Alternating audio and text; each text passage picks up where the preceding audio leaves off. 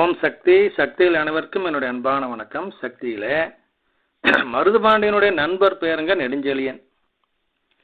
அவருடைய நண்பர் நெடுஞ்செழியனுடைய நண்பருங்க. அவர் கஷ்டம் வந்தால் மனுஷன் என்ன செய்வா? முதல் ஜோசிகார்கிட்ட போவான், அப்புறம் சாமி கேட்பான், நாடி பார்ப்பான், எல்லாம் ஓடி ஆடி கடைசியாகத்தான் மருவத்தூர் வருவானுங்க, மன்றத்துக்கு வருவான். அப்புறம் அம்மா அவனை காப்பாற்றுவாங்க. இதுதான் நடைமுறை. அந்த வகையிலிங்க இந்த நண்பருமே ஜோசிகார்கிட்ட போனாருங்க. முதல் ஜோசிகாரன் சொன்னார், நீ 4 மாதம் கழிச்சு வாப்பா அப்படின்னாரு. ரெண்டாவது ஜோசிகார் சொன்னார், நீ 4 மாதம் கழிச்சு உயிரோடு இருந்தா வாப்பான்னார். புரிஞ்சுக்கிட்டாரு, ஓ நம்மளுக்கு கண்டா இருக்க மாட்டோம். அடுத்து வந்து 5 ஜோசிகாரங்களும் அப்படியே தான் சொன்னாங்க, 4 மாதம் கழிச்சு நீ உயிரோடு இருந்தா வா, அப்புறம் பேசிக்கலாம் அப்படின்னாங்க.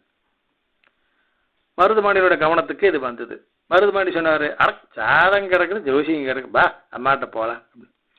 அம்மாட்ட கூட்டு வந்து பாதபூஜை பண்ண வச்சார். அவ்வளோதானுங்க. வருஷம் 4 ஆகி போச்சு. மனுஷன் நல்லா கல்லாட்டம் நல்லா இருக்காருங்க. கல்யாணம் ஆயிடுச்சுங்க, குழந்தை பிறந்து குடும்பம் நல்லா நிம்மதியாக இருக்குது. எப்படி பாருங்க, குரு பார்க்க கோடி குற்றங்கள் நீங்கும். ஓம் சக்தி.